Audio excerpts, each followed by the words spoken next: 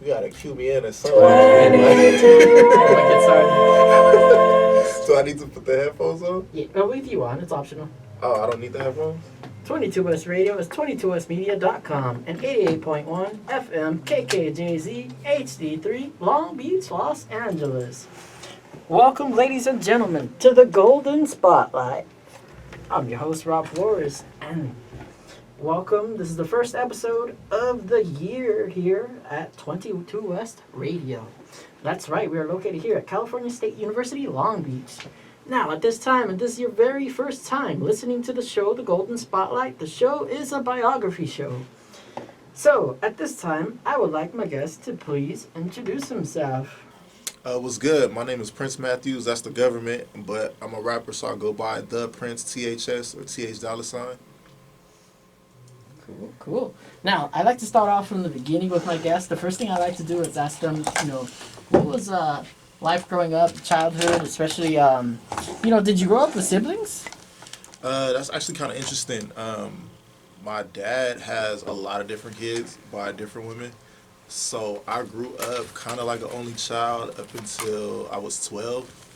And so my mom had a second kid. So then I had, got to grow up with a younger sibling in the house.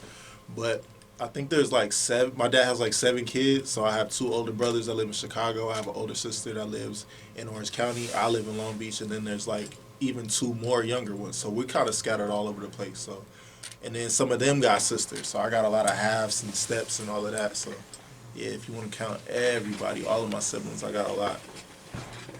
Oh, cool. Now, what was it like, especially elementary? Do you remember, what was your earliest memories of elementary? My earliest memories of elementary, we bounced around a little bit when I was little because my mom and dad used to break up, get back together. So I came to Long Beach when I was like 5. So my earliest elementary school, like I guess first grade, one of my cousins happened to be going to that school as well. And I kind of lived in it wasn't too hood, but my mom used somebody else's address so I could go to school in like the suburbs. So I went to a really good elementary school and middle school. So elementary, it was different. I was like maybe one of like a handful of black kids. It was like mostly white kids, a couple Asians, but it was definitely out of my comfort zone for sure. Cool. What was your earliest favorite subjects? In school? Yeah. Art. I'm an artist, so yeah, going way, way back, yeah, I still remember finger painting. So yeah, art was always my favorite. Science was another one, just like learning and like proving your theories and all that good stuff.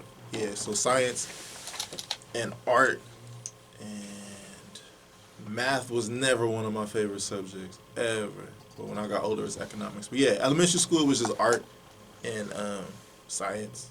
Cool. Arts and crafts, And so growing up, what was it like, the switch from elementary to middle school? The switch from elementary to middle school, it wasn't that big of a difference because the elementary school, Longfellow Elementary School, is kind of attached to Hughes Middle School. So everybody that comes from that elementary school, you automatically know you're going to Hughes more than likely. So it wasn't that big of a switch because we were always looking at the bigger campus. Like we knew that's where we were going to go. But I just got older. The kids that I thought was big, they wasn't so big no more because now, I'm getting bigger.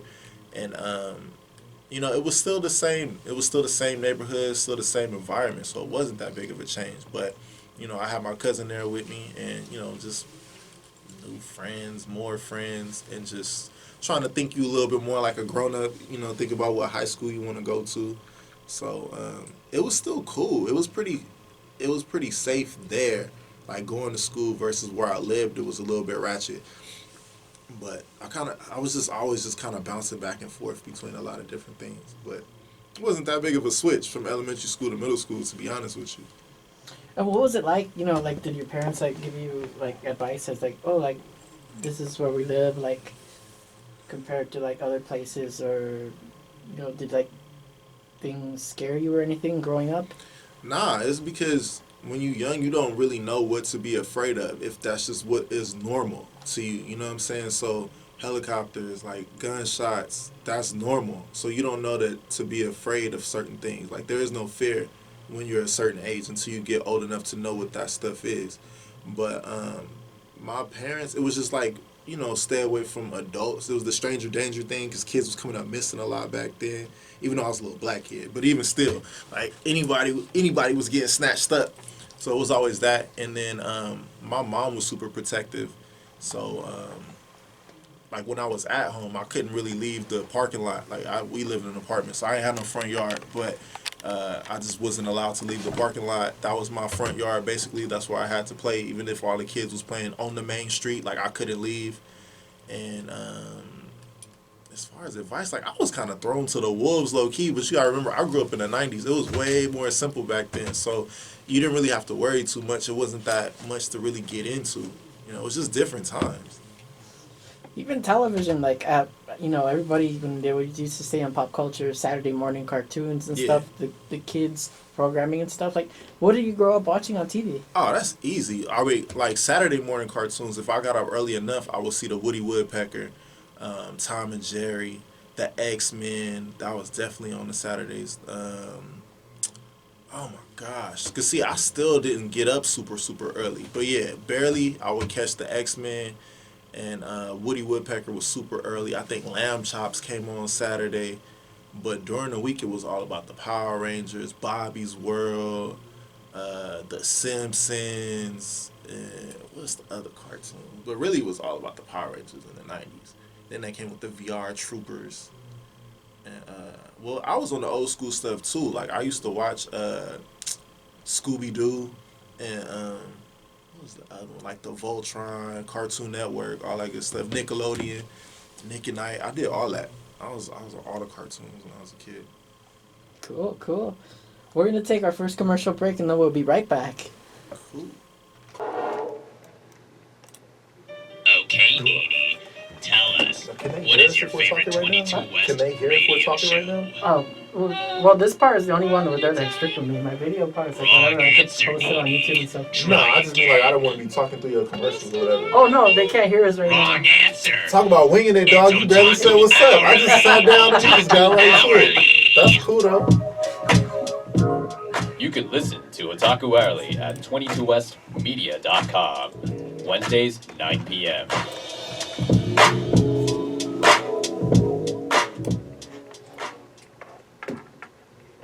Every day, across this country, hundreds of college radio stations take to the air. College radio changes the lives of those who are involved with it, and can change those who listen to it too. College radio means finding yourself. It helped me find what I wanted to do in not only school, but in life. So support college radio by continuing to listen to this station and supporting the students who make it happen. College radio, now, more than ever. A message brought to you by this station and the College Radio Foundation. For more information, please visit collegeradio.org. What you think? You think we should go live? You are listening to 22 West Radio. Thank you for tuning in. And we are back, ladies and gentlemen. I'm Rob Flores, your host here of the Golden Spotlight. We're broadcasting live from California State University, Long Beach, and I'm back here with my guest.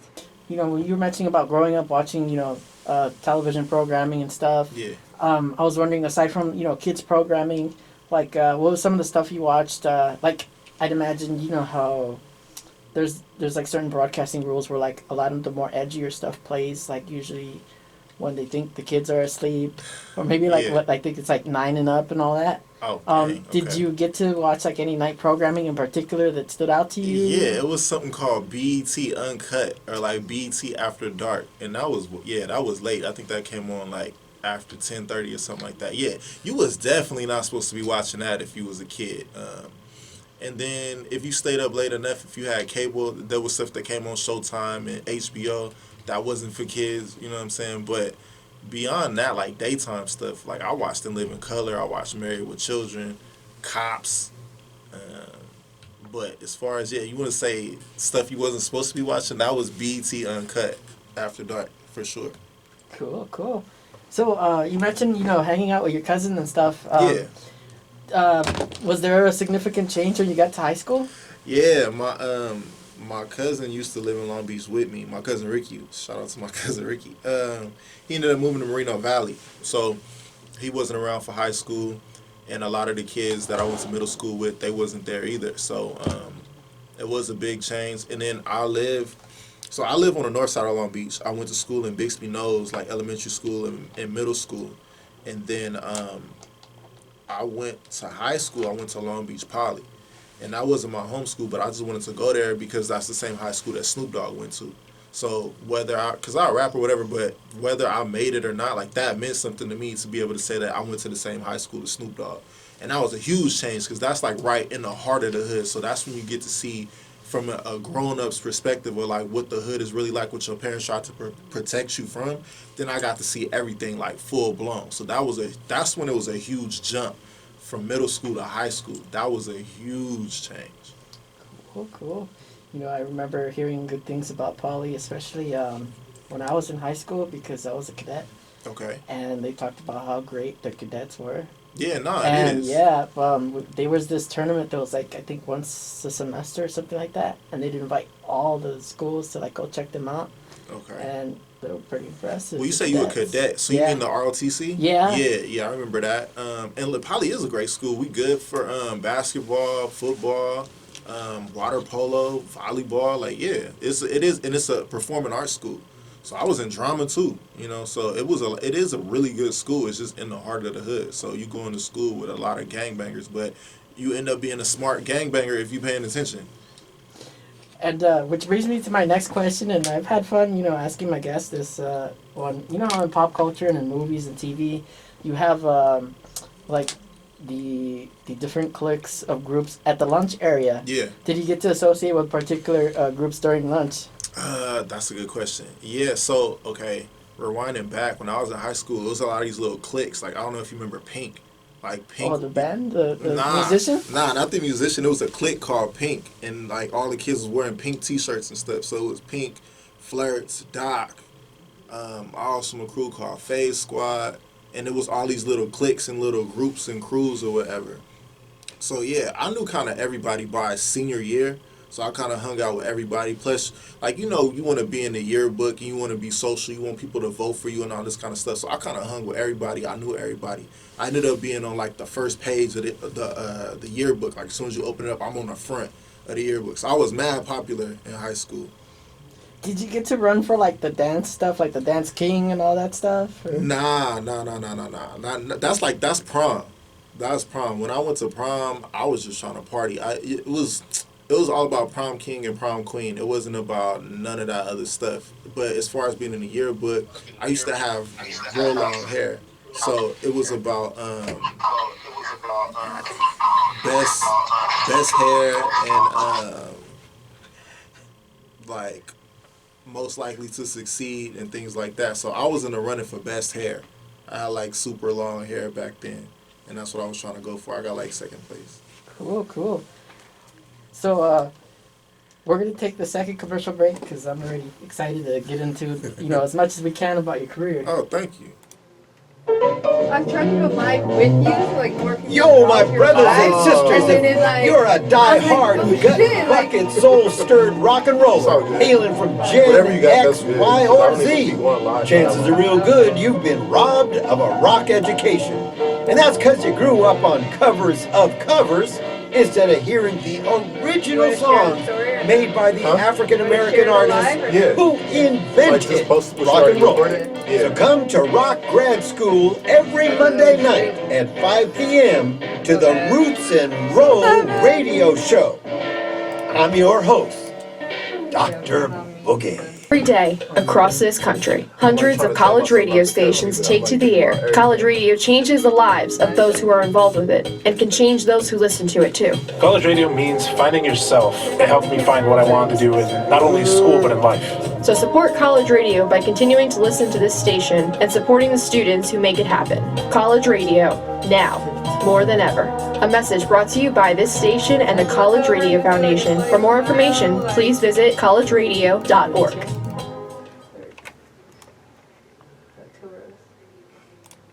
To empower undocumented scholars in their pursuit of higher education and to foster a supportive campus community, the Dreams Success Center provides financial aid and scholarship guidance, DACA renewal assistance, resources for legal advice, and other workshops and programs specific to undocumented students. For more information, you can visit online at csulb.edu/dream or in the Student Success Center building located in room 290. 22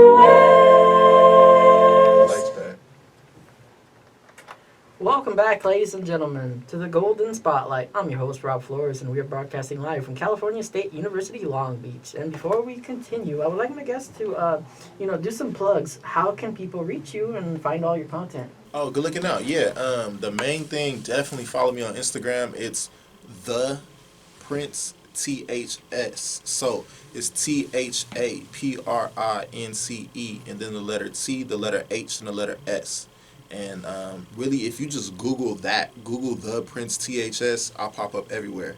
And Google it with the $. So The Prince TH $, because a million people call themselves the Prince, but that's what separates me from everybody else, the TH $.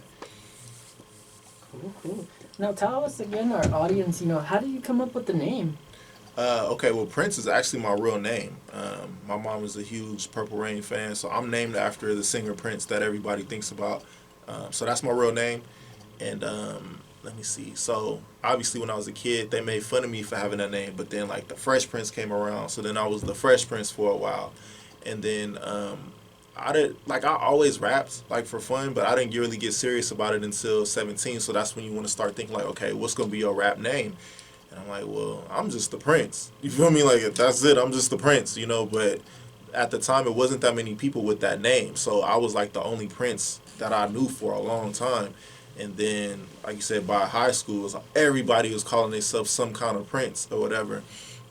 And then, would you ask me how I got my name? Yeah. Yeah, so eventually I joined a crew called THS. And THS is the Hot Shots. So when I joined them, everybody's name, Spank Blue THS, the Influence THS, like everybody's name had THS in it. So I'm the only one that kept it. I'm the only one that still has THS in my name. But everybody had the TH $ beanies on, the hats and the jackets and the shirts and everything. But I just kept it because, like I said, now I need that to like separate me from all the other Princes. So yeah, really that's where the TH $ come from. That's the crew. Cool. Growing up, did you have any mentors and stuff? Tell us about that. Did I have any mentors? Not really, dog, to be honest with you.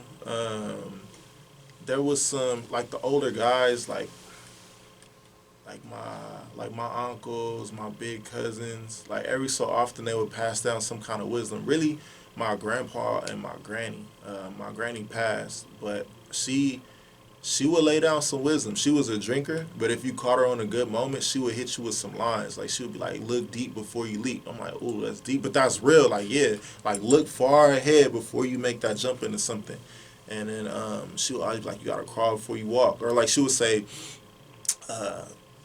like, put 10 in the skillet when it come out smoking or something like that. Like, so if you, like, let's say you're trying to get a job, she would be like, apply for a bunch, like put in 10 applications, one of them is going to come through, something like that. She laid down a lot of good wisdom. So, but as far as somebody who just like took me under their wing or somebody I really looked up to, I mean, my uncle Kayan, he's 5 years older than me, so he was kind of like that big brother that I kind of like followed after a little bit. He was into like dressing good and looking good and all that kind of stuff, and I followed after that a little bit. And he was into dancing, so I picked that up too. But nobody really mentored me. Like, I just kind of had to catch the wisdom where I could here and there. Mostly it was just life. And I watch people, so I learn from other people's mistakes and things like that, so I don't have to do the same thing. But nah, I didn't get a whole lot. If I saw it or I heard it, I tried to soak it up like a sponge. But it was random. It was like all over the place. So usually, in senior year, eventually, this every senior is like, oh, like, what am I going to do next? Mm-hmm. How was that like for you? Man, I thought you couldn't tell me nothing. Like, senior year, I had a job. I was working at the shoe store. Shout out to WSS. I was working at the shoe store. So I was paying for all of my stuff. I had like more than enough credits to graduate. And so I thought all you do is get a job after you graduate. I'm like, I already got a job, so what you gonna tell me? And then I was acting too, so I was like, I was on TV a couple times. I'm getting acting checks, so I'm like, what can you tell me? Like, what can you tell me? I thought I had it all figured out at 17, so it wasn't I just knew I was gonna be famous by the time I was like 21 or something like that. I figured I was gonna be a millionaire. So that's just what where my head was at senior year. Like, I didn't think nobody could tell me nothing, but it was a rude awakening once I got out. You know what I mean? Things changed. Like, in the 90s, I remember they was telling me, like, oh, you got to be making at least $8 an hour. And that was good money back then. $8 an hour was good money back then, because minimum wage was like $6.75, something like that. And so I was already making like $9, $10, whatever. And just the price of everything just went up so much. Like, so there was really no way to be prepared for that. You know what I mean? So what would have been cool if I was a grown-up in the 90s, it just was not cool. Like, in the 2000s, it was a huge difference between the 90s and the early 2000s, and then look at the economy now. You know what I mean? So, I was not prepared. And how did you get into, the TV and stuff? And, like, how did you know, like... Because, in high school, it's mainly just, like, plays, But, like, who got you into, like, TV and stuff? That started from, like, a very young age. My mom was always into entertainment. And she, like, from a baby, I was in baby pageants. So even before she met my dad was an actor. But she was already in the entertainment field. She did some modeling, and then she's also a photographer. So I kind of didn't have no choice. But my dad, to be honest, it's like the one good thing I could say about him. He was like, he didn't want to hear nothing else. Like, I had to be an actor like him as far as he was concerned. So he taught me how to read a script at like 6, 7. And then he got me an audition with his agent. So we had the same agent for a minute, but I didn't go out on no auditions with them. But it was just kind of put into my head like that's what I was going to be. Like, they kind of raised me to be an entertainer. If you ask me what I wanted to be when I grew up, when I was a kid, I said I either wanted to play basketball or make video games, because that's what I did all the time. I was always drawing. When I was in school, I was playing ball. But my dad was like, nah, you finna get in here and read the script. You're going to be an actor like your daddy. So, but it's like, that was cool because I did that. Like, all the movies that I watched, I knew all the lines. So it just kind of fit. So I didn't feel like he was telling me nothing wrong. But it was just already in my head. Like I said, going to elementary school, ironically, my first commercial I was in, it was the 4th grade. I did something for Fox Family, but they came to our school, like, looking for kids to be in this commercial. And at the time, I was in the chorus because I had a high-pitched voice, so I was singing at the time. But I knew how to rap, so I ended up being in the commercial as the one rapper in this commercial. So that's just what my life was, you know what I mean? So by the time high school came around, I realized, okay, I can make money doing this. Then it started to click the value of $1, because you don't know. You just know, like, after school I have an audition. Like, that was just what I had to do. It didn't really click that, okay, this is a career. Like, people make millions of dollars of doing this, So now, that's the only thing I know how to do to make that kind of money is, like, entertainment. So that's how I'm here now. But, that's been my whole life, man. Like, that's always been the plan. Man, that's pretty cool, because, like, most people, like, when they start off, maybe they're, like, out of high school or stuff, but you got to start early, so you got to experience the ins and outs of how to, like, get your name out there, especially, like, for those that don't know about, like, acting and stuff, like, the terminology of headshots and stuff like that. Oh, yeah, true, very true. Even that's changed. Back in the day, everything was all about black and white headshots. Now, nothing is black and white. Now, a headshot is a headshot. You know what I'm saying? And now, if you want to be a model, there's comp cards. So the game then changed, and a lot of things online. There's like online casting agencies and online resumes and all of that. So a lot of things has changed. But yeah, I've been around for the evolution of things, from the beginning to where it is now. You're right. I've definitely seen the ins and outs of all of that. So, yeah. And around the same time frame, like, when did you get into the musical side of stuff too? So like I said, I always used to know how to rap, but okay, as a kid, your parents are in control of your career, and I didn't like that. So by the time, like I said, 17, I thought I was grown, but I knew that I wanted to do something on my own, so my mom and my dad, they kind of had the niche as far as acting. They couldn't get me into music, so I had to do that for myself. So that's perfect. Turning 18, becoming a young man, you want to be on your own. That was the only way to do it. So that was perfect. That was like my journey into manhood was music, figuring out how to record in studios and get beats and write songs and put together mixtapes. Back then it was all about mixtapes or whatever. But that's what did it for me. It was just trying to become an adult and do something on my own and just kind of find my own way. And for me, it was music. Are there any misconceptions as well in like the industry? Maybe you're like landing a role and stuff like that too, or what are some tips for beginners that they've never experienced acting or music? Acting? You said, is there a misconception? Yeah. What is the conception, do you think? I don't know, like maybe like get rich super fast or like all that stuff. I hope that's not the conception. No, I would say you can make money faster with acting than music for sure, because music is much more of an investment into yourself versus with acting. There's some, if you have headshots, you're good. Sometimes they'll make it seem like you got to have all these different types of headshots, but if you have one dope photographer, that one photographer can pull it all off for you. But the conception of thinking you can get money fast, nah. If you land something, then one thing leads to another, but you need to be going on like multiple auditions in a week. You know what I'm saying? You probably go on like 100 before you start landing that first one. But the reality is every time you land something, more likely you're going to get the next one as you start building up your resume. That is true. Because once they see that you've already... It's because it's like a regular job. If they see that you're employable, like, okay, well, you're already working. Versus somebody who has no experience. And then you kind of have to fake that a little bit. Because you got to have a resume before you can go on the audition. But how do you have a resume if you've never done anything? So you got to embellish a little bit. But that's Hollywood. Everything is kind of fake. But... if you have, there's acting training that you can use for your resume. You can do, background work as an extra. That's stuff that you can just kind of fluff up your resume for. Oh, that's one of the misconceptions that I was hearing too. Like, what? If you're a background for too long, can it hurt your career? Being like a feature person? Nah, I don't think so. Because you learn a lot being a background because you're right there with the same people. Like, let's say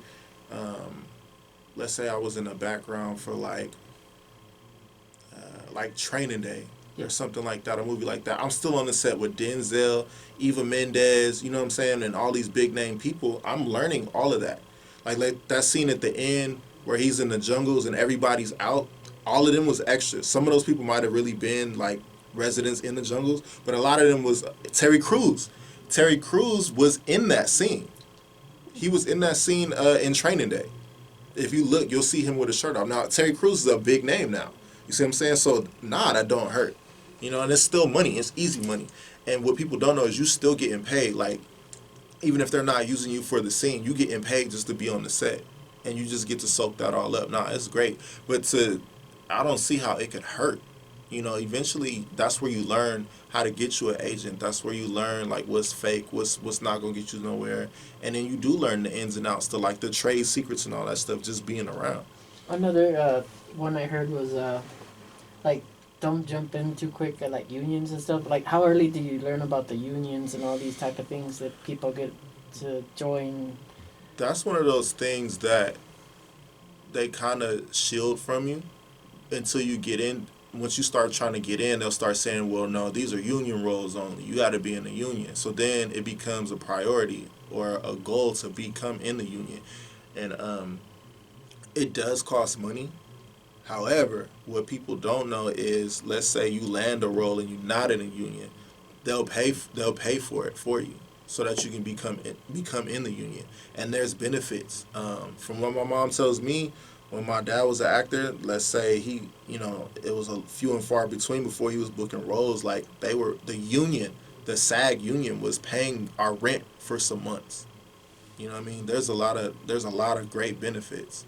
So to say don't jump into that too soon, I would say that that's incorrect. I would say get in the SAG union as soon as possible, especially if you're being serious about being an actor. Absolutely.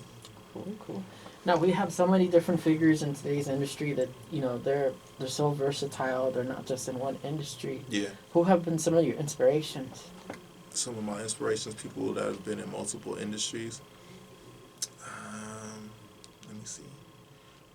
Or just in general, that let's say just someone just in music or someone just in acting or something. Well, I mean, you're right. Everybody kind of does it. Like, even if you look at Tupac, he did movies. You know what I'm saying? Snoop Dogg, he's obviously been in a ton of movies. He's done everything. He's been in cartoons. You know what I'm saying? And it just, I don't know, it just kind of comes with the territory. Even if that's not your intentions, a lot of singers and rappers, they just end up doing movies. I'm pretty sure those opportunities just get presented to them. And I don't think anybody, if anybody, would have been Will Smith, because Will Smith started off as a rapper, and a lot of people don't even remember that because of the Fresh Prince, and then after that he landed so many huge movie roles. But yeah, probably Will Smith, if anybody, Snoop is definitely my idol. You know what I'm saying? I definitely follow Snoop Dogg's career more than anybody else's. Yeah, and he's managed to do so much, and I like how I think there was a talk about how he although he's been like everywhere in the industry, he's found time to also like hang out at like his son's football career and stuff when he was in school and stuff. That's pretty cool. The idea that you could be such a big figure in like the industry and you have time to just try to live a simplistic life too, like the regular stuff, enjoy life and all that. Yeah.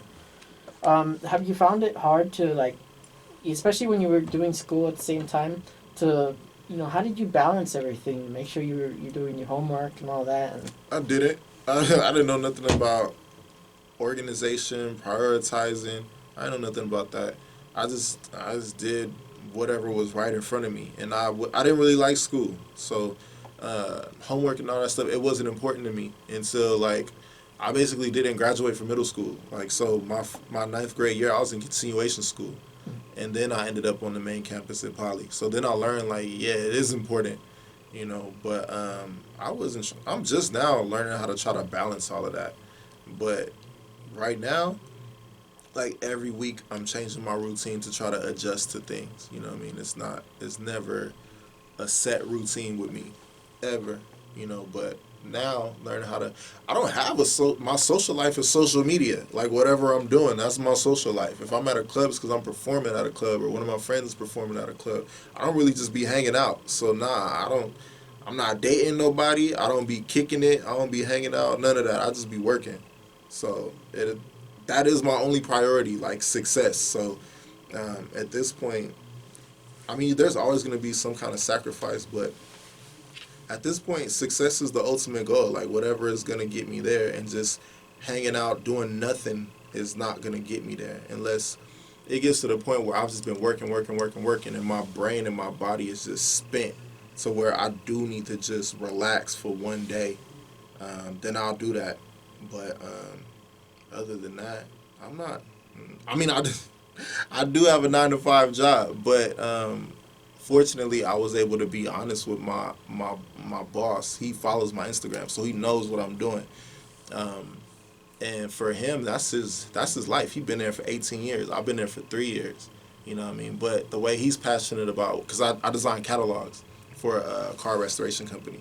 So the way that he's passionate about that, he knows that's how I'm passionate about entertainment. And, like, he sees what I'm doing. So he's like, dude, I hope you blow up and come back and make fun of us for still being here. He's like, but, like, this is still important. Like, you still got to be here on time. You still got to do your job and all that good stuff. And I can only respect that because that's real. You know what I'm saying? You got to pay bills. You know what I mean? And I'm not going to do nothing illegal or wrong to get to where I want to be at. So you do got to make sure you do the 9-to-5 if that's your main source of income. And then you still got to put all this time and energy into your craft, your art. Like, it's a lot that go into it. So I'm so glad the album is done. I don't have to write no more songs unless it's a feature. That's one verse. I don't take no time versus sitting there writing a whole song. I got to make the beat. Sometimes I got to edit and mix and all that stuff. So I'm so glad that's done. Like, and when it comes to that, like, were you self-taught or did you take certain classes to learn those type of programs? I went to Long Beach City for a few semesters, majoring in music, and it was too slow for me. It was too slow for me. So I learned from watching people, just standing over somebody's shoulder, seeing them do the same things over and over. I seen what buttons do what, and then eventually I would ask, like, okay, how you do this? How you do that? And then that's how I learned. So basically, I just learned by watching other people. Cool.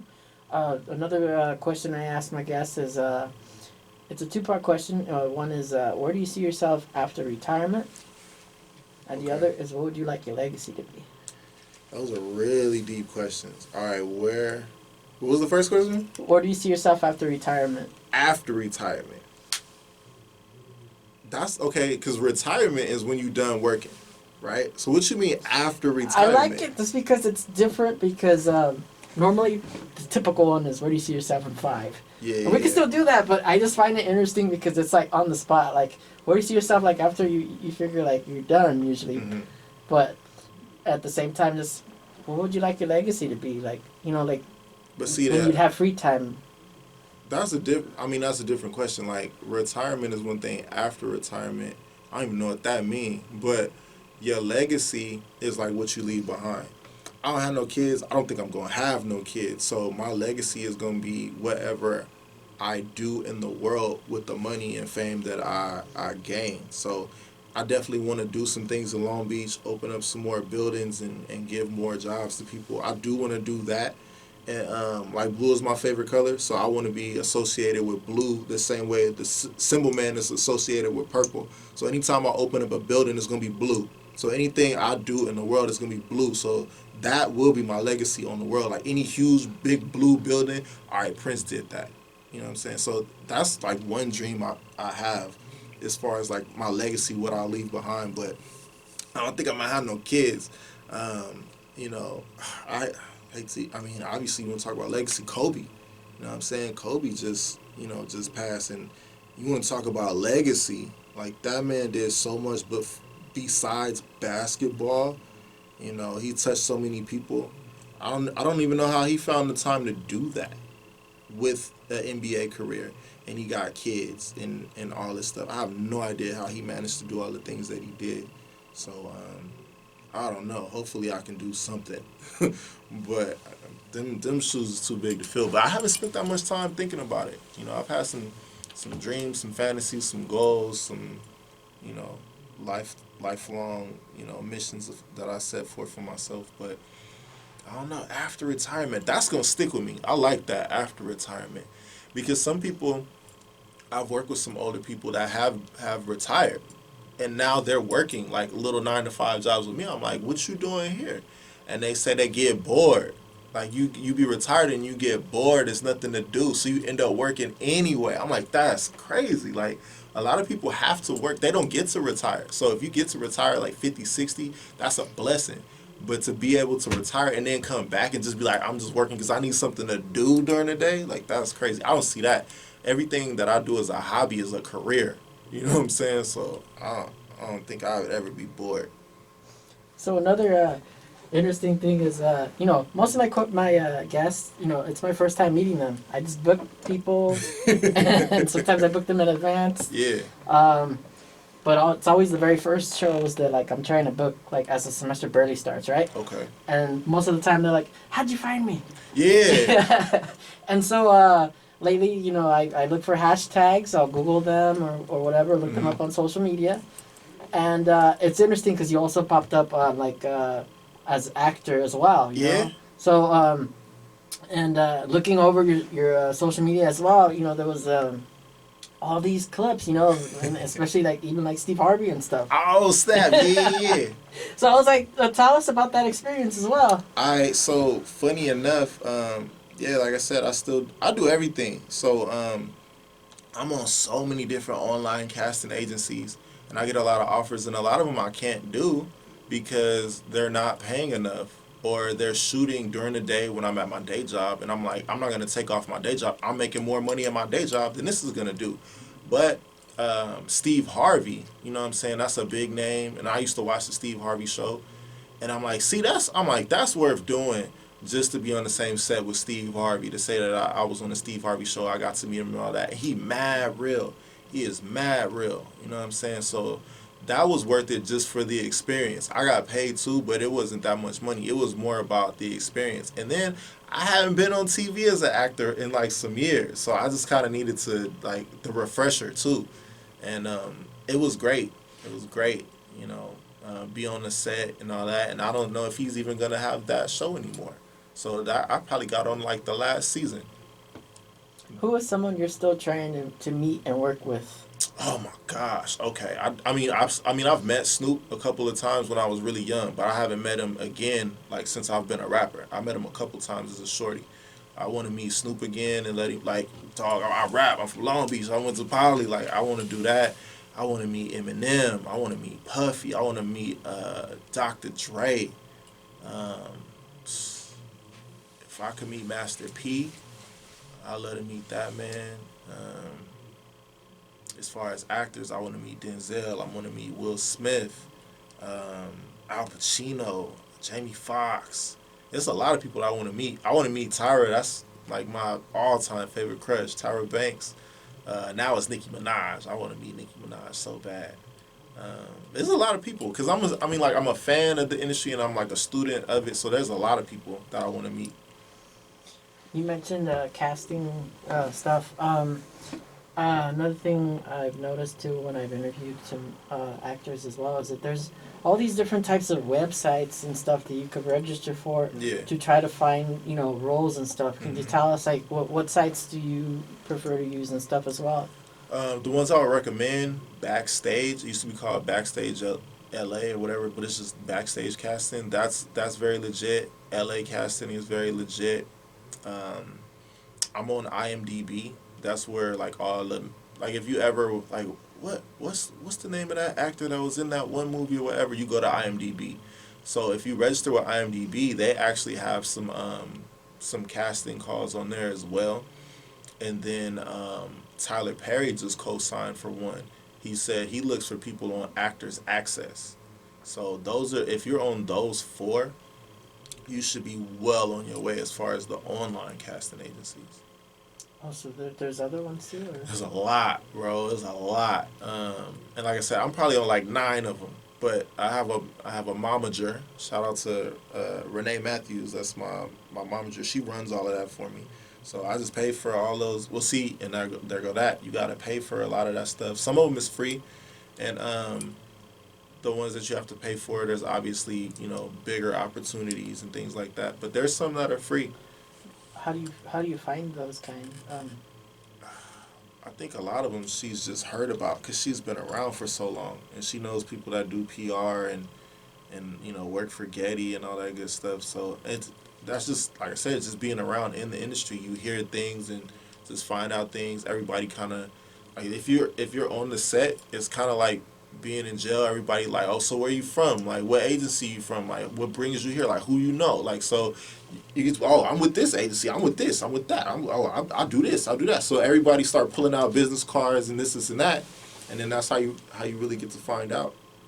And speaking of business cards, they always say that I hear this a lot that your headshots is like your resume and stuff like that, but nowadays it's also about like having a website or in general just having all your social medias the same screen handle name. Yeah, that's in the days back in the day you see on TV, you'd imagine like people only gave out like a cassette tape, right? But now with the power of social media, like you have all these different ways to promote yourself. So obviously, you know, you mentioned you have your mom too to be able to help you promote yourself. Mm-hmm. So how as every platform, you know, like started coming out, like when they made Facebook, MySpace, and all that stuff, like what was that like for you, just getting to know all these different websites that appeared? Well, MySpace was high school for me, and I was just about being social. At the time, YouTube, if you was an artist, it was all about YouTube, like because Soulja Boy, like he made it big off YouTube. So now everybody like, okay, I need to get my views on YouTube. But then from there, it's still about YouTube, but Facebook, yeah, but now it's more so about Instagram, Twitter. Those are like social media platforms that people use to promote themselves. It's really just advertisement. Like some of it is just, hey, look at me, I'm cute. But most of those people is like trying to get their views because they models, like they do something. So they really use that as advertising. And I was late to the game because I didn't know. I'm like, what's the difference between MySpace, Facebook? I'm like, you just posting pictures. I'm like, why do I need a Facebook, a MySpace, a Instagram, a Twitter, a Tumblr? I'm like, why do you need all of that? And it's the same stuff on everything. But then later, I seen how serious people was taking it. I'm like, oh, okay, this ain't just about posting pictures. Like, but then it's like, okay, well, once I started taking the music more serious and I got albums out now, and then everybody's like, what's your following? What's your following? And before social media, it really was just how many people follow you, how many people you can bring. But now, your Instagram is like your resume. If you got 10 plus thousand followers, that means something. If you got 100K, that means something. You got 1 million, that means something. And then, even employers look at social media now when they hire people and after they hire people. So social media has become extremely important for so many different reasons now. Man, time goes by so fast. It's almost going to be, because I usually go... Where we at? 47. 47. Let me ask you something then. Okay. Because you were saying you were searching hashtags. So what hashtags did you put in to find Long Beach me? Actor is one of them. Really? Yeah. I popped under Long Beach Actor. That's tight. And then I think model. I was trying to look up model. Because I think last time I interviewed it was something because I think last semester I was just thinking of a random hashtag and I tried looking up makeup artists. Okay. And all of a sudden, like, it's just impressive when you try to just plug in a different profession and you find their account. And when you find their account and you see that they posted quite a bit, regardless of how many followers that they have, you see the content. You're like, okay, well, they got, content. They're a creator. That's what's up. So that was pretty cool. But yeah, you see the consistency, the work that you've done and all that. Now, you mentioned that, you finished recording as well, an album and stuff like that. You always hear the term, it's also the know-how, but also the who you know as well. Yeah. Along the way, when you were doing acting or even the music and stuff, did you get to, obviously... I always ask my guests, did you get to start off, even when they go into college or whatever, did you get to start off with family? Obviously, you got to, have your mom with you and, to help you out as well. But did you have, a best friend also that decided to pursue the same career as you and stuff? And you guys probably, talk to each other about, how's this going, that, Yeah. Interestingly enough, my cousin, Ricky, who I mentioned, from... after high school, he got into making beats, and he produced a lot of stuff off my first mixtape. Now, high school, there was a guy. His name was Justin at the time. Right now, his rap name is Oso California. So shout out to my boy Oso California. I knew this guy from high school, and back then he was the rapper. I rapped, but I was just barely starting to take it serious. He was a full-fledged serious rapper, and we still hang. That's still my boy to this day. So we both still putting out music and working together. He's on the album. We about to shoot videos together. So yeah, it's always a trip for us. All the different people we've met along the way and all the people that we know mutually. So through him is how I met one of the main producers off this album, Chris One. So shout out to AE, affiliate ENT.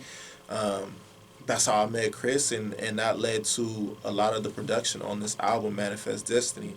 And it's not ironic. I named it Manifest Destiny on purpose. I was trying to make it come true, but it's just funny how everything works out. Cool.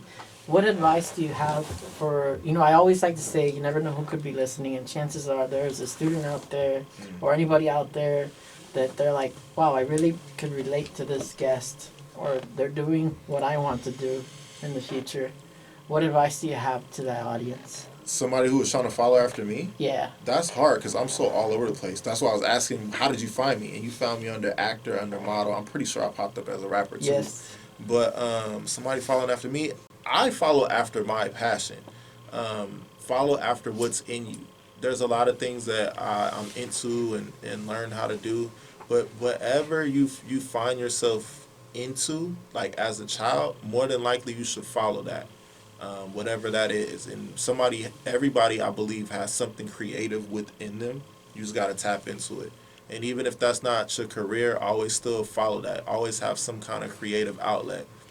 But as far as your overall goal, if you want to form that after me, my overall goal is to get paid to do what I love to do, to get paid, make a living doing my passion.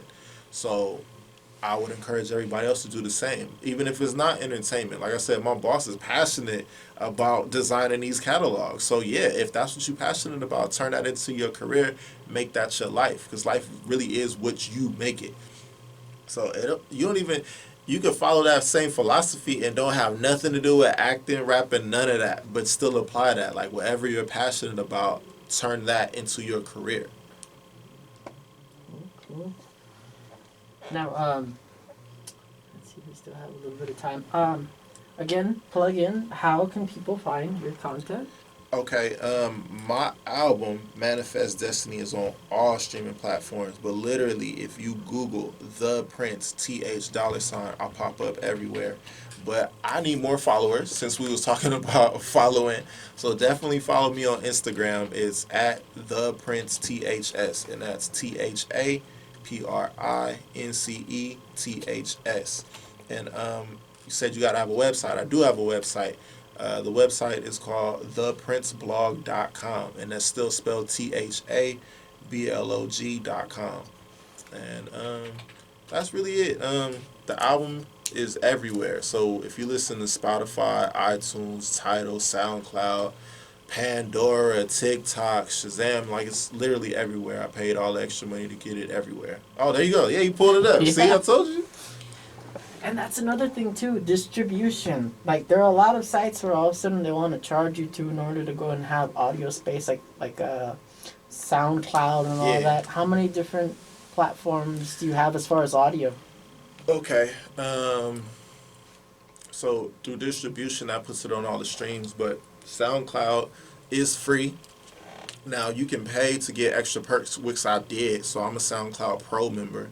Reverb Nation is another free one, and YouTube is another free outlet where you can put your music out on. Other than that, I don't know about too many other free ones besides SoundCloud, YouTube, and Reverb Nation, but I'm sure they're out there, but it's just kind of all about the popular ones. You want to be everywhere, but if you're on a platform that is not popular, then it's kind of defeats the purpose.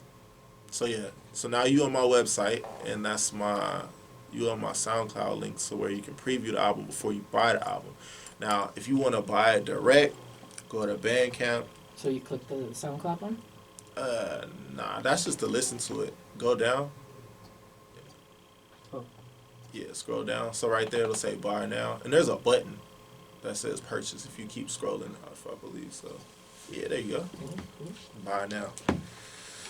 Excellent.